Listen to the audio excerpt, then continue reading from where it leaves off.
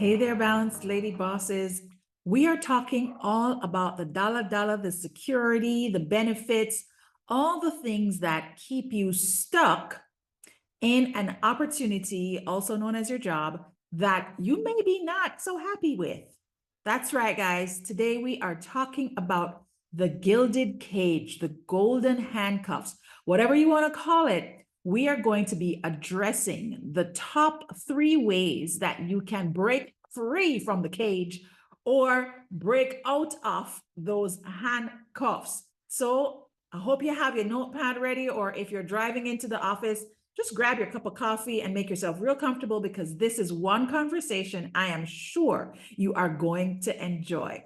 So it is Stacy Hines, your balanced lady boss, and today's epic is all about the gilded cage, or for lack of a better term, those golden handcuffs that we want to release ourselves from. Okay, so last epic, I think, or maybe the one before, we talked about releasing your job, and we addressed the things that I feel are critical for you to examine when you're thinking about releasing your job. Today's conversation is not so much about letting go of the job, because in some instances, you actually like the place that you work. You love the work that you're doing. You just don't like feeling trapped, which is what the handcuffs kind of make you feel like. Or like if you're behind these prison bars that are really beautiful, maybe it's a very luxurious prison, but you feel like you're struggling. Okay. And so today's conversation is all about, first and foremost, just understanding what exactly golden handcuffs are. When people refer to the golden handcuffs or refer to the gilded cage, what does that even mean? Then we're going to dive into some of the ways that you can figure out whether or not you're in this situation right now.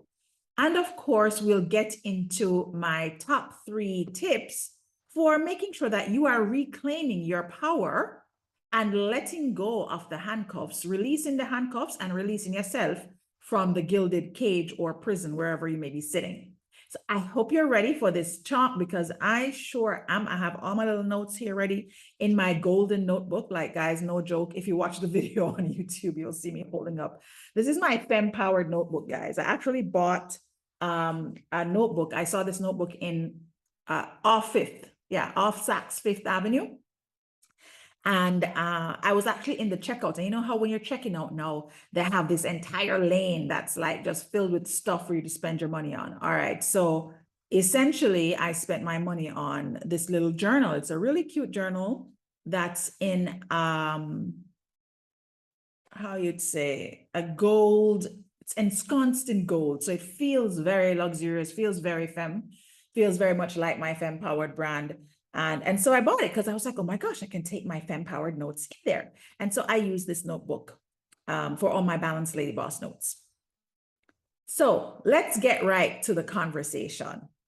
Let's get right to the conversation.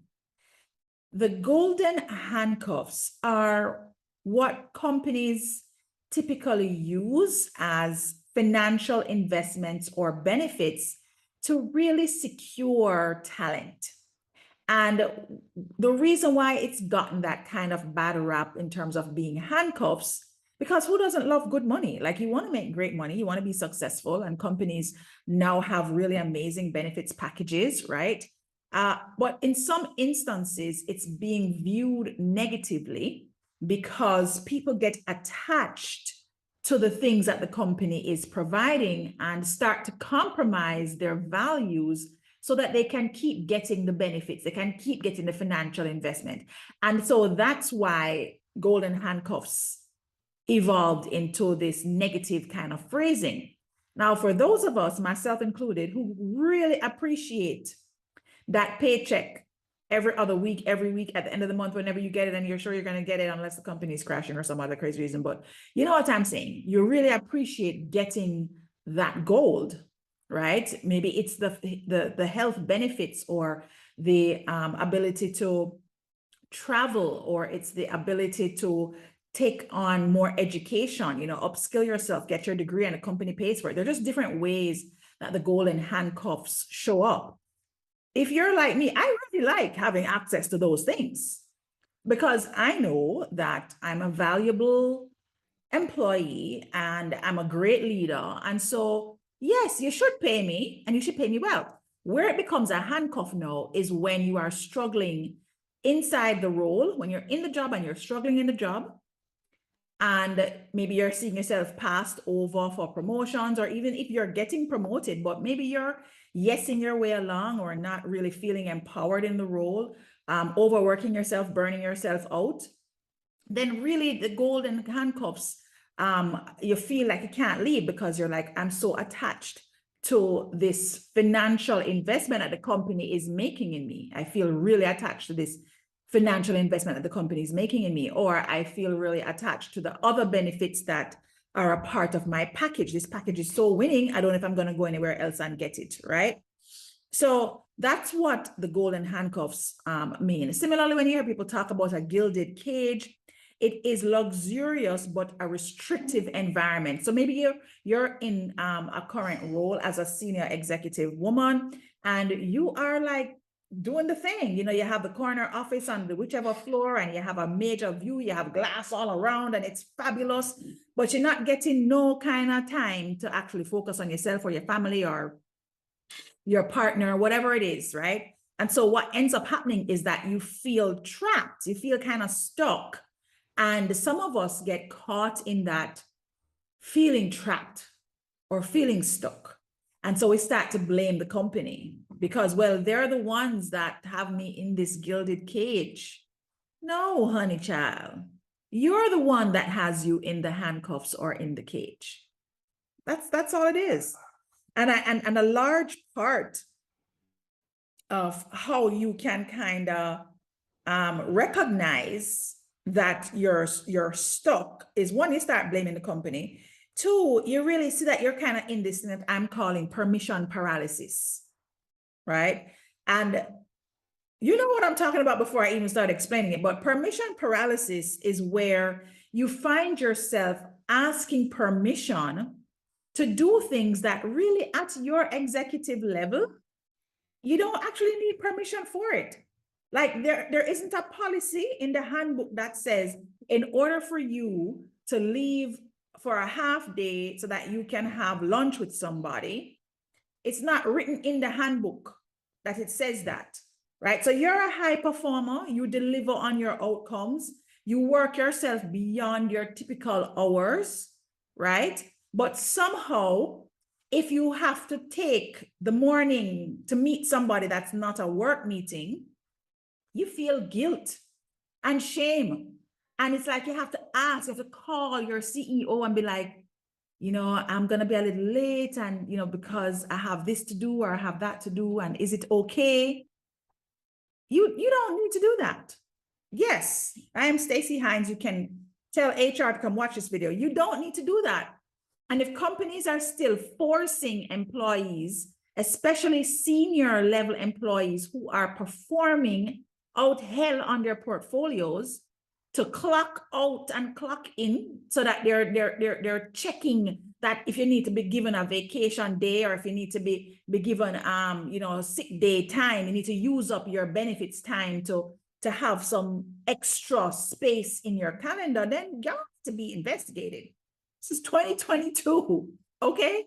The pandemic showed everybody that this time thing with work is an illusion that was created by our society and served by our cultures that no longer serves us, that is creating an environment for employees of overwhelm, stress, and burnout, which equals dis-ease or other critical type of illnesses that are caused from stress, right? So that's the first thing, is that we're in permission paralysis. You see yourself in permission paralysis.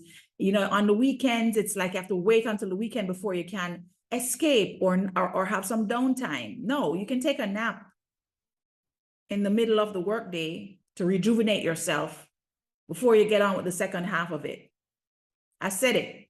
Somebody be mad. It's okay. Like, I don't care if you're mad, if you run a company and I'm telling people you can take a nap, because you can. Guys, let me tell you something. You see, the pandemic was the best thing that happened to me, because all of those permission paralysis myths that I had created for myself went away. Like, I mean, I started crossing things out of my mental space at a rapid rate. Okay? I literally started to just cross them off my list. So that's one of the things. You feel like you have to wait until the weekend before you can have some time to yourself. If you're not working late this week, you're concerned. Oh my gosh, I have to leave early for my child's school play. Should I take a vacation, a half a day vacation day? No, leave for your child's school play.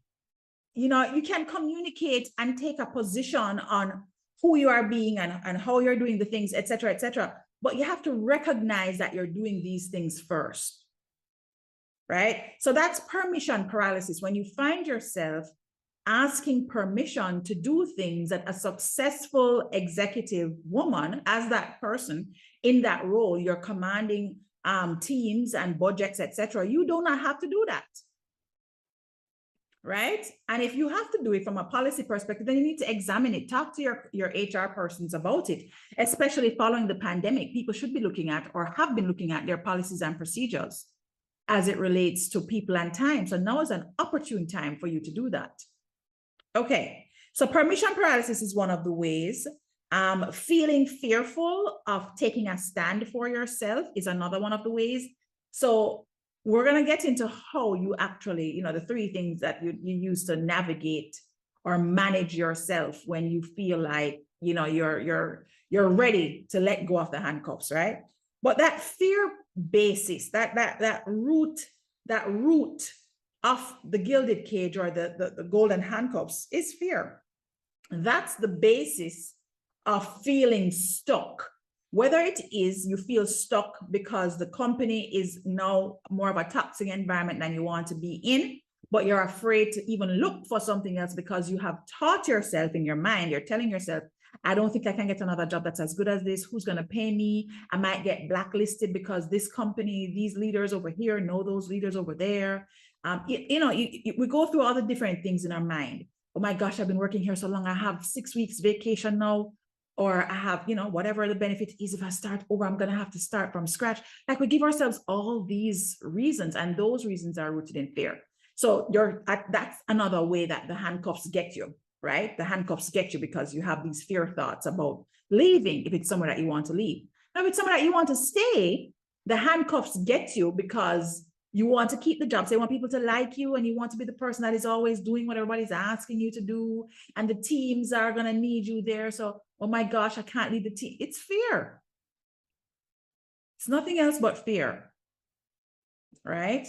And so there are some things that you will have to learn so that you are no longer sacrificing your joy, your rest, your peace of mind. You're loving, whether it's self-love or somebody else giving you love, you're no longer sacrificing those things in order to meet these fake demands of work, the same fake demands that these handcuffs have you locked into. Okay? So I hope this landed for you guys. Somebody out there, I'm pretty sure this landed for you. Where did you identify with? What did you identify with the most? Did you identify the most with the permission paralysis? Or did you identify the most with the fear-based thoughts? Maybe you identified the most with, boy, I'm not sure of what to do in order to actually navigate this particular area and become all that I am meant to be. It could be a myriad of different things that are going on. Whichever category it is you fall into. Oh, what's a really important category that we didn't talk about? You don't believe it's possible. So you have a belief there that is blocking you to even think about the possibilities that exist on the other side of those gold bars. You don't believe it. And so you can't come up with anything creative. You're not attracting nothing, whether it's you coming up with it or somebody else coming up with it. That's what's happening to you, right? So if you fit into any one of those categories, right, one of the things that you have to recognize, guys, is that There is suffering happening in the midst of it. You may not be present to the sufferation, but there is suffering happening in the midst of it.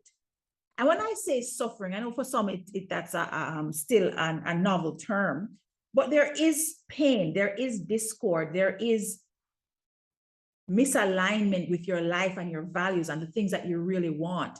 The same space of peace and joy and freedom and love that's lacking for you. You're disgruntled, you're upset, you're, like that's what's in your space, right?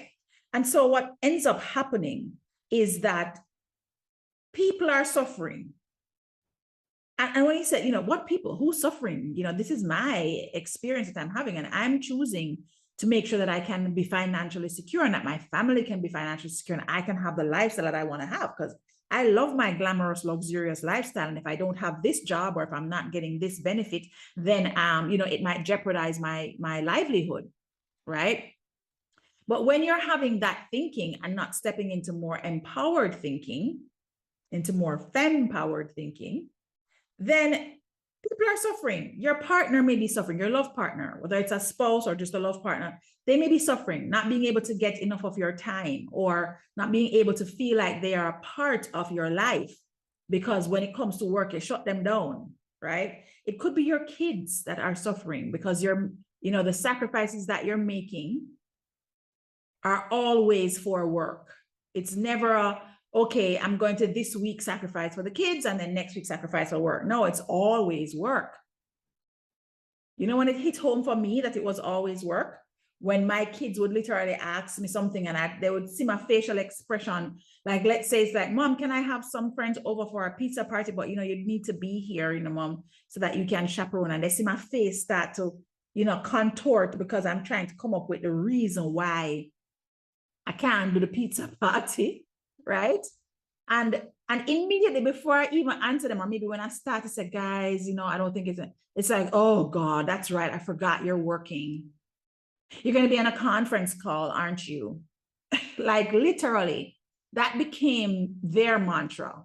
So that's when I knew that, okay, Stacey, you need to start examining what you're doing with your life. Because if the kids are able to start talking about what you're doing and not doing and the conference call and the working, etc., then maybe you should pay a little bit more attention, right? So the kids are maybe the ones that suffer. So we talk about who's suffering. It could be your partner or spouse, the children, your family. I definitely know that my family missed me for several years because I was just all about the work. I was just on. When you talk about on like.com, yeah, I was on like the internet 24/7, just going.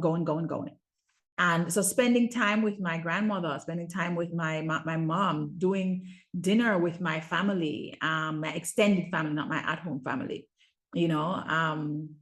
seeing cousins and nieces and nephews. And, I have a big family on both sides. I have a big family. And I just didn't realize how disconnected I was from them until I started to get connected with me. And guess what? You are actually the person who suffers the most because you are missing out on the possibilities that exist for you if you are to release the golden handcuffs or escape this gilded cage. And when I say to you, release the handcuffs or the cage, I'm not talking about leaving your job. If that's not what you want because you love your job, that's not what we're talking about. What we're talking about is this perception that you have created, the story that you're living in that says to you, this is how it's got to be. This is how I have to show up in order for work to work, right? And so the suffering is really, you're the person that suffers the most. You are the reason why, you're the primary reason why the joy and the freedom and the loving that you're seeking, you are not getting. Okay? I hope that even though it's not popular opinion, that you're getting what I'm saying here. It's landing for you, right? Now, I'm going to get into the three different reasons or ways, the three different ways that you should be empowering yourself so that you don't feel trapped or stuck in this gilded cage. But before I get into the top 3 ways that you can really, navigate this, it's really more perception than anything else. I would say start in a place of looking beyond the company. Whenever things are going on in our lives, we're always looking externally and blaming the things externally. And truth be told, we have to look beyond the company, right? I remember when I've gone through multiple phases, I've left several jobs where I was blaming the company. And it wasn't until I stopped looking at what the company didn't have or didn't offer and started focusing on, well, what do I want? What is it that I am seeking at this point in time in my career? It wasn't until I started doing that work that I really got clarity and even direction about what my next move was. Okay. And in some instances, in 2 in particular, I recall, it had nothing to do with me leaving the job. It was just reframing my mind so that I could step into more power and be the leader I was being called to be. Yeah. So let's talk about the top 3 things that I believe you can put into practice that will help you to release your golden handcuffs. The first thing that I would say that a lot of women in leadership don't understand is their value. Do you actually know what your value is? And I'm not saying necessarily that you're putting a number to that value, which I would recommend that you do, that you say, okay, well, based on my level of experience and the market and the different qualities that I bring, then I definitely want to ensure I have X, right? So know your value. That's the very first thing. If you do not know your value and your values, then, you can get run all over. You can fall into situations where at work, you're not feeling valued. You're not asserting yourself. You're not ensuring that you have those things that, things and people working for you the way they should. Okay. So things that you can think about when it comes to, knowing your value, right, is first of all, being just very practical about it, right? Look at your skill set. If you have degrees, look at your education, right? Some of you may have learned on the job. So it can't just be look at the degrees, because a lot of women now get stuck in, oh, I don't have a master's, or I don't have this certification and that certification. You have people out there that have doctorates, that have master's degrees and all kinds of certifications, and they don't know nothing about leading people. Zero, nada. It's not in their zone of genius or excellence. Doesn't mean that there's anything wrong with them. I'm just pointing out, right? Because there's lots of roles that don't require you to actually lead people. I'm just pointing out that it has nothing to do with that, right? Now, yes, if you have your degrees, then that's great. Look at your degrees, look at the market, see who's in the market. You can use LinkedIn for that. I use LinkedIn every single day. Use LinkedIn, see who's in that role, see who's in the market doing what you're doing. Look at the stats that they have on salaries. A lot of salary ranges are being published now.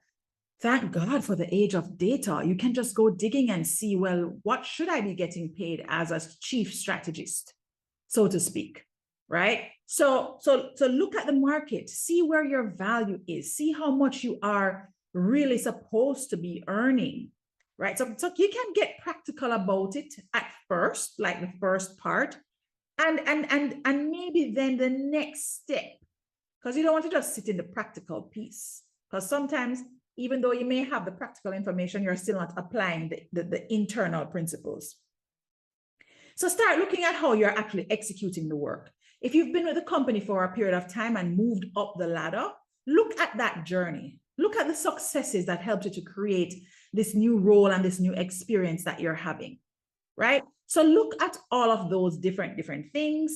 How are you supporting your team? How are you developing other leaders? It's not just about serving clients. How are you bringing people along with you so that other persons can also be on top of the game, right?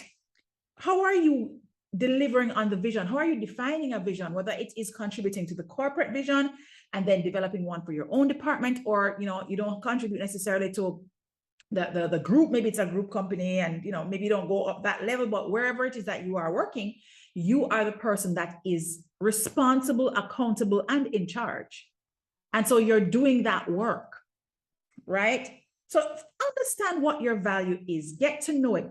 It's a very practical exercise that you can do. And sometimes it's helpful to do this exercise because you realize, oh, wow, I'm actually really, really like a boss. You know, like when I look at my skills and the projects that I work on and the things that I deliver, I do well. I'm undervaluing myself, like, you know, aha moment. Sometimes y'all may, you know, actually go through and do the know my value exercise. And when you know your value, you get a little bit concerned because you're like, oh, I'm underpaid. I need more gold on my handcuffs. Okay. All right. So that's the first thing. First thing is know your value, know who you are, right? And when I say know your value, the practical side of it is there. And then you also have the internal side, which is really about knowing your values. If you don't stand for something, then you will fall for anything. So know what is important to you as a human being. Is it integrity? Is it wealth? Wealth could be a value of yours. Is it empathy and compassion? You know, is it limitless thinking, limitless possibilities? Is it community, right? Understand what your values are. And then between both the practical values, or applied skill value, and your actual intrinsic values, the things that motivate your behavior and your relationships, you should be able to really get clear on the value that you're adding to a company. Now, once you know your value, the next thing you should be doing is asserting yourself. So self-assertion is so key in the power dynamic. A lot of women in leadership, a lot of executive women, we navigate the power dynamic when it comes to like our clients. But when it comes to our team, so like managing down and managing up, we let people walk all over us. We say yes to everything. You know, we're just going along and allowing because we feel we need to be liked, or we feel that, you know, by doing all the things, this is how I'm actually showing my company that I care and that I'm a valuable employee. But you have the power to negotiate your environment. If something is not sitting well or aligned with your value, then you need to self-assert. You need to be clear on what you want your work environment to be, what you want your work experience to be, right? If you are a C-suite executive, you can't be having conversations with your boss about, you know, subbing out an extra hour of lunch for some of your vacation time. Like, are you kidding me? If you're delivering at that level, that's not a conversation you're having. You communicate that you're going to be unavailable X time to X time, but you should be standing in the knowing that I am not measured on when I'm clocking in and clocking out of work. I'm measured by my performance deliverables. And I need to have this conversation so that my leader can understand that if they don't currently understand that. And what's actually funny about it, guys, is that a lot of times the people that are leading you don't know how to lead themselves. And so that's one of the reasons why it makes it very difficult sometimes to have these conversations, because there's an expectation of more traditional leadership, of what it used to look like back in the 1900s. Hi. I just had that was just too easy to do, right? I mean, I was born in the 1970s, so I'm clearly being facetious, but you get what I'm saying. Is these long-time traditions that no longer serve today's working woman. Okay, all right. So the self-assertion is really important. You need to understand how to negotiate your environment. Don't allow other people to walk all over you, whether they're colleagues, they report to you, or you report to them, right? Stand in your power, own your power. And you do so with your exhibiting, you do so with exhibiting the area of your work that you are exceptional at. So you're setting and you're taking action. You're setting direction and you're taking action, right? So you're not just mouthing off and not actually delivering results. As a matter of fact, if you are not delivering outcomes, then you shouldn't even be like trying to implement these strategies, because that would be a difficult conversation to have. If you are reporting to me and you're not delivering on your outcomes as promised, right? Then you can't come to me and talk to me about, how you're not getting this and getting that, because my immediate response is going to be, well, how are you delivering on your promises that you've made? Let's have a conversation about that. Okay? So first thing was to know your value, and that's both practical, applied skill set value, as well as intrinsic values. And then 2, it's self-assertion. Assert yourself. Allow persons to feel the weight of your power in the room. Navigate those power dynamics. Negotiate the environment in a way that fosters and engenders empowerment, upliftment, community building, working towards outcomes. Right? I had to add that last part because I know that there are some women out there who are still on this tirade of being, ice boss, ice lady boss. And it's just, it doesn't work. It just doesn't work. People don't like you or respect you. That's a whole other show. I should do a show about ice bosses. Yeah. Now, when it comes to self-assertion, just to close it out, sometimes it gets very difficult for us to really see who we are and know who we are. And so this is where our sponsors' products get, I would say, a big thumbs up for me. Epic Intention cards are one great way to actually build your self-assertion. So self-assertion and confidence are very closely linked together. And when you're using affirmations to uplift yourself on a continuous basis, it really does help with confidence boosting and building. And so I want to thank our sponsors, Epic Intention Cards, for providing the show with a card every week. And so as I'm shuffling my deck here now. If you're watching the YouTube video, you can see me. I don't know if it'll come through the mic on the audio for those listening to me. But I like to pick a card, and I want to make sure that I look at not just the intention, but also the affirmation, because this is now what I have to think about for myself in order for it to really land where self-assertion counts, in order for it to support my confidence building and knowing that I'm in the right place, doing the right thing, and that I am, being of value, not just to the organization, but also to my life's purpose. So I've just pulled a card, and it is, I step positively towards my purpose. It is almost every week. It is one of my favorite cards. This is literally like the image on the card has these little feet. They look like children's feet following a golden path. And there's a butterfly that's flying ahead of the feet. So kind of let you know that there's going to be these little guides that come along. So, you'll always have some kind of guide to help you along your path. And this statement, I step positively towards my purpose, is really in alignment with that second point we made about self-assertion. And the fact that it's the second point, because when you are standing in your power, you know your value, you know your purpose, even if it's the purpose within that moment and not this big long-term vision. You know what it is. And so you're now stepping into that purpose. The affirmation on the card says, I allow my inner focus and awareness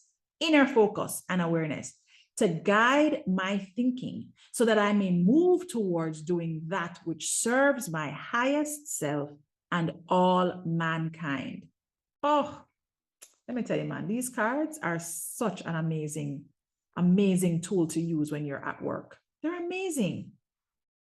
So you allow your inner focus and awareness to guide your thinking so that you may move towards doing that which serves your highest self and all mankind. This is a self-assertion affirmation if I've never heard one before. And it's a great way for you to reinforce the thinking that you need to take on some of these conversations that you want to have so you can be more empowered in getting from behind the gilded cage. Right? So thanks so much, Epic Intention Cards. Information about getting the cards is in the show notes. You can also visit epicintentioncards.com and you'll be able to get access to your own deck of cards through Amazon. But you definitely want to go to the epicintentioncards.com page because there is a mini course that you get for free. It literally teaches you how to use the power of intention. There's a course that you get for free whenever you get your Amazon code and plug it into the website. So you definitely want to take advantage of that. All right. Now, the third area that you really want to focus on when you are looking to release your golden handcuffs is creating healthy boundaries. And this is one of those topics that's like a mainstay conversation here on the Balanced Lady Boss Show, because boundaries is one of the key areas that women in particular, we don't know how to do that. We feel like we have to be everybody's savior, everybody's white knight. We have to be saving our men, our children, our mothers, fathers, our aunties, our cousins, the next door neighbor. We're always saving somebody. And oftentimes we forget about saving ourselves. And the first and easiest step you can take in saving yourself is creating a healthy boundary between yourself and your work environment, or yourself and friends who are taking too much of your energy, yourself and your kids when it's time for you to have time for yourself. So kids' time is over. So healthy boundaries can come about or get displayed in multiple different ways. The key here is to recognize that this is actually one of the ways that at work you can support yourself in releasing those golden handcuffs. First things first, no is a complete sentence. Don't always be the one to run in. A lot of leaders will feel like we have to be the one to just run into every single situation that presents itself, carrying other leaders when they are not stepping up to the plate. So that's the first thing. No is a complete sentence. You know your lane, race the track in your lane and do it really, really well. If it's time to switch lanes or expand, be very intentional about doing that. Don't just be zipping all through the office whenever somebody brings something and they just land it on your desk, or they're asking you to be in a million meetings. You decide that you're going to be there because you feel like it's a part of who you are at work, etc. A lot of these stories we make up because we want to feel like we're adding value. And if we're not in 20 meetings or we're not helping every other person with their project, we do not feel like we are serving our organizations. And that is a story that you have told yourself. All right. So no is a complete sentence. Use it. Make it a part of your vocabulary. Next thing, you want to really introduce other ways to do things, right? So when you are in a situation where you are moving out of being this person that everybody hands things to or dumps things on, you can offer, remember we talked about navigating the environment, you can offer other ways for things to happen that may not involve you, because ultimately what you're doing is you are creating a healthy boundary around yourself, your time, and that joy and peace of mind and love that we were talking about. Okay? So those are my top 3 things that I feel are really great ways to empower yourself so that you can release the golden handcuffs and get from behind the bars of the gilded cage. Some of these principles I do teach in my Femme-Powered Leadership Training for Women. And so I highly encourage you to check out what we have available now that may be suitable for you or your organization. Thanks so much for joining, guys. I really do enjoy having these chats with you. I hope you enjoy listening as much as I enjoy chatting. And I do look forward to seeing you on another epic of the Balanced Lady Boss Show. Take care, guys. Until next time.